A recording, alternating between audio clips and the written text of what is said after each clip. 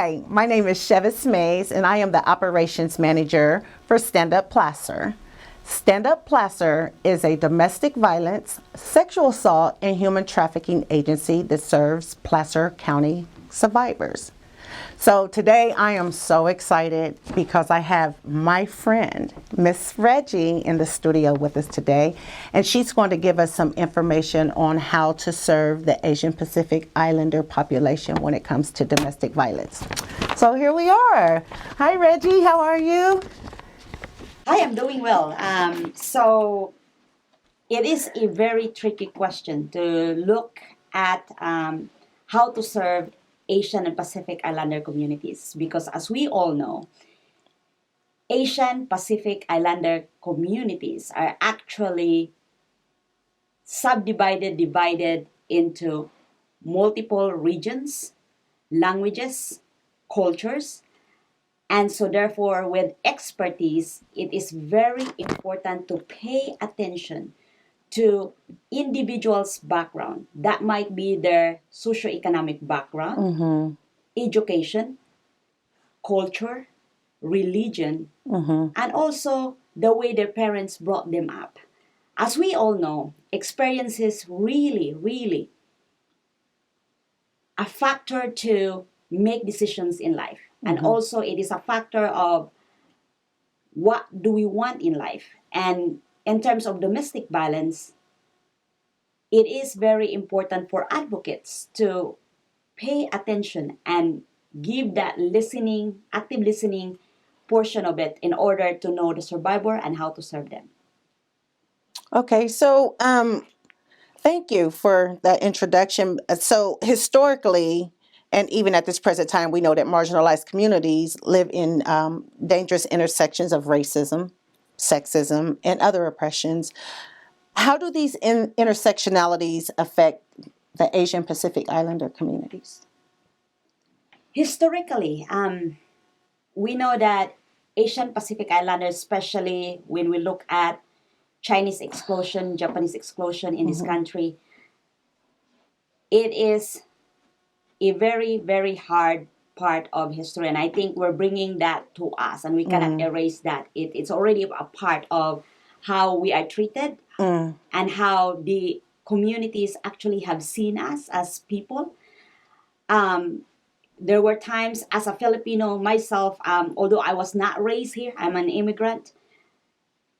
I heard a lot of stories, especially I have grandparents who are here that actually says that Filipinos are not allowed in businesses.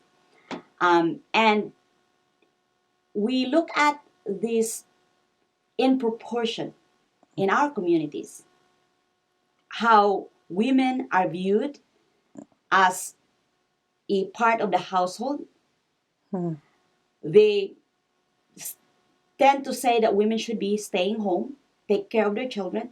Men should go out and find life and livelihood to support the families.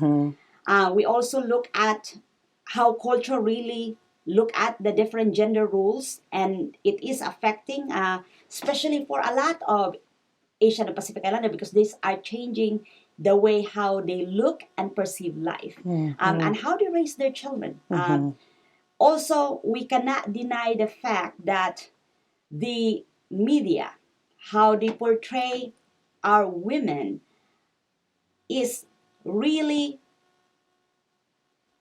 let's say, racist in a way when we look at and put women as part of this hypersexualization situations. Yeah, yeah. Wow.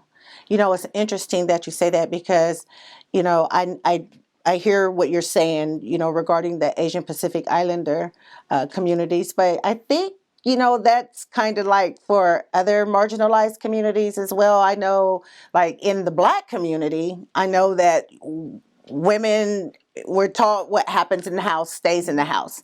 Everything is slipped in the under the rug. All of the family secrets, and women are devalued as well. So I really do appreciate you like boldly saying that and bringing that up.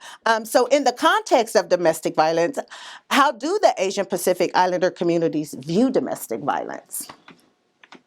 There is no word for domestic violence. The hardest part is that domestic violence in many cultures does not exist. And so there's no vocabulary as how to what we say domestic violence. It becomes this ingrained situation where people think it is normal to some families. Right. However, we have to remember that hurting another human being, whether it's just a verbal conversation, it's just a comment, putting down, it's a slap, hitting children on their butts, are really, really a violation of someone's rights. And I think when we look at this way, and I know you are watching, and if you are an Asian Pacific Islander, we all believe in not hurting people as part of human rights. And so therefore, it is very important that we understand, even though there is no language that really pertains to domestic violence, but we know that abuse is abuse. Yes. And we cannot really eliminate that or put under the rug. We have to stop it here. Wow, that's a powerful statement. Thank you so much. And not only do we need to, get this message out to the people that are being harmed, but tell me, Reg, how can we equip advocates to work with this identified community? It is very important for every advocate out there that we need to learn about these communities. If there is a client that is coming on your door or answering the phone, it is very important that we put our compassion. Yes. Hi, how are you doing? That's right. How can I help you? And sometimes there is a language barrier. So try to get at least the name. And then if you have the availability in your organization to actually get a language advocate, make sure that you connect the person to a language advocate, right? You can have a 3-week call, talk to that person, make sure that they are safe. What is the best time to contact them? Allow them to, also the other thing is that if you say 12 o'clock, a meeting is at 12 o'clock, maybe in person, because as humans, we need to be able to see. But in this unfortunate time of COVID, we probably will receive these calls. And what we need to do is to ensure that if we say that someone will call you at this time, that promise is kept. really, Yes. it's kept, right? And also the other piece is that we need to learn more how to interact with the population. That's right. It might be just giving food, talking about food, giving them water, having that communication. Now, we have to remember, it's not about solving the problem right away. Yes. Right? We need to build trust. That's it. Any domestic violence advocate knows this. Build the trust. That's first. Have the conversation. Make sure that when you talk to that client, it comes from the heart, not just it's about work. Wow. That's so true. And, I like how you mentioned about, the food resources. I think it's important that, advocates, we all do our best to connect with that culture. You can't necessarily bring someone into your shelter and provide them with, something, a food that is not their culture. I think that's very important. And I think that's also a part of building trust. Not only building trust, but it's showing that this individual is just not another number. This is not just another person we're bringing into our services. Everything about them is important. Absolutely. And so, yeah, I think that's awesome that you say that. Okay. So, many news medias have reported that the rising rate of domestic violence during COVID-19 has increased. Catherine Cam reported on NBC News about the increasing domestic violence calls from the Asian American women after the lockdowns eased up in the summer of 2020. How does COVID-19 affect women and children living in abusive homes? COVID-19, probably in our lifetime, we will never forget. Yeah. The problem with having the virus is that, they are already undergoing crisis, especially with domestic violence. Mm-hmm. But the issue is that when people are in their homes and isolated, more issues comes out. And that for many victims, especially for Asian Pacific Islander activities, it is hard to go somewhere and connect with people because you really do not know, right? There is this uncertainty during this time, even with economic uncertainty, whether or not if I call my friend, would my friend give me a home? If I call an organization, whether that organization will really respond to my needs. And I think we also look at, and this is an unfortunate thing, that Chinese especially, or Chinese looking, are blamed for this COVID-19. And for this specific, having been blamed for the things that you have not done, it's a virus. It's a spread of a virus, and unfortunately blamed into a race. And so this also make people get scared. And with the report of, as we probably seen, that there is a report of a lot of Asians being attacked. And also our Pacific Islander communities. This is hard for a lot of victims, either it's domestic violence, sexual assault, human trafficking, to just get out and ask for help. Because at the end of the day, they do not know, or we do not know, right? There is no certainty whether I will be served and really treated well. Fairly, yeah. It's a lot to think about. So let me ask you this. What is the commonly perceived role of women in the Asian Pacific Islander communities? I would say women are strong. In fact, in every, and we all know this, any communities, in every strong man, leaders, entrepreneur, there is a strong women behind them, either their mothers, their sisters, or their wives. But unfortunately, how media portray our women, and I think this has been getting a lot of attention, where women are hypersexualized. And we have to remember, putting women in this context is not just bias and racist in a way, but this is why we continue to have a problem of inequality. Exactly. Women are not just a sex product. Hey. We are human beings Yes, too. we are. And we need to make sure that we understand that women is part of this economy, politics, and if we want to have equality, we have to make sure that our women are part in that any discussion in the table. Whew. Girl, you make me want to get up out this chair and start dancing right now. Woo! Well, we can go home now.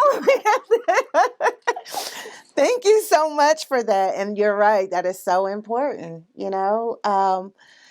There's so much we could talk. We could spend hours talking about that right there, but I know we don't have a lot of time. So tell me, how do films, billboards, magazines, how do they all speak to like hypersexualization for Asian women?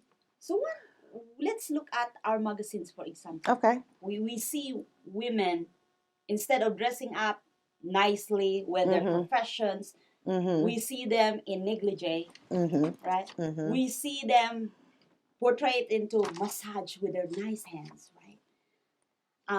And only tiny, cute women in the billboards. Oh my goodness, And girl.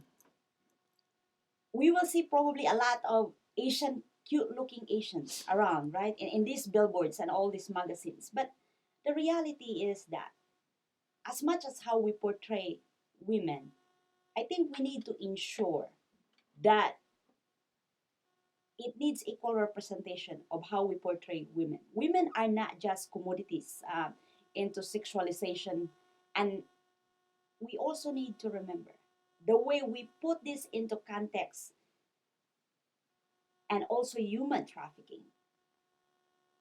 What are we doing with our women? Oh my goodness. And women is not just that source, right? Some of them are actually have no choice. And for any individual women out there who are forced to do work, I need you to remember that there is help out there. This Hey. is not the customary way of women to be putting on billboards and some of them forcefully do some sexual work. So this is where I'm great that Stand Up Plaza is here and bringing this attention. Yeah, and I think that we need a lot more education around this, um, and I'm so glad that you said there are women, they're not living this human trafficking life because that's what they choose to do. Some are forced into the life, and even if they want to get out, every dime they get, they have to give it to their trafficker, whether it's, sex trafficking, whether it's labor trafficking, it doesn't matter. So judgments and biases really need to be looked at when it comes to that. Thank you so much for saying that. Um, I want to get into some information about you, my friend. So you have been working with this population for many, many years. Tell me about this book. Well, my work with immigrant communities, especially with communities of colors, what I realized while I was working, and there's actually a story about this. I was kayaking, and the air was just blowing, the wind was just blowing hard, right? And so while I was trying to actually go and move forward, and I was not able to move, and the wave was getting high, and I said to myself, my God, if this is the end of the world, what am I doing here? And all of a sudden, I realized I have so much things that I've learned in this field, serving especially for immigrant communities. And what I realized was that I actually keep it just for me. And this is not what it is all about. A gift, and especially a gift of knowledge, needs to be shared to the world. And so what I have done is to write the Become a Successful Immigrant. It's a guidebook for immigrant and even for non-immigrants. If you really look at it, I talk about shifting our minds, shifting and learning that we do not have limits. No matter what language do we speak, at the end of the day, we all have choices. In every situations we are in, there are always some resources. And so I want to bring that out so that then people who are in need of any help would be able to get some of this information that are necessary for them to grow or to overcome any hardships. Well, I have my copy. Thank you. Um, and not only do I have my copy, but the copy that I do have, I have shared with staff, and they are using the guide to help some of our clients that uh, need help with immigration. So thank you, Reggie, for that. And You're then welcome. you also you just started a new project. can we please tell us about that project? So while I was during COVID, I was really thinking about how we can create more space. I know that a lot of um, my community people of color, marginalized communities, really was worried, did not know where to go, what to do, and I always think about how we can prevent in the future. And I think preventing in the future means that we need to prevent it now. And the more I dived into it, I said to myself, there is a way. And while I was reading books, following different authors, also listening to different speakers, even in the field of domestic violence and sexual assault, what I do understand is that we can shift the minds of individuals. Yes. And shifting the minds of individuals, which landed me to this project I call the Second Chance Project. It's just a new nonprofit organization that is devoted in helping young individuals, marginalized communities, to pretty much change their mindset into more positive, more trying to figure out the meaning and purpose.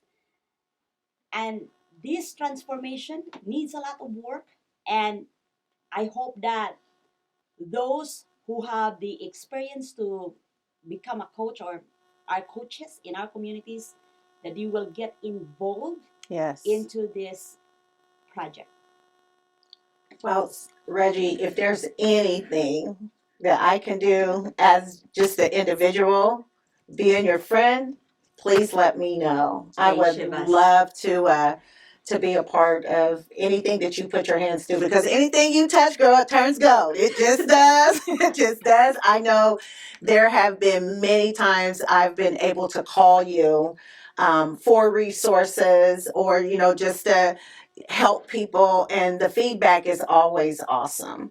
So I love that Stand Up Placer has made collaboration with you, and I adore you. I'm so excited for your new adventures. I'm happy that you are here today and you've shared this wealth of education and information with the show.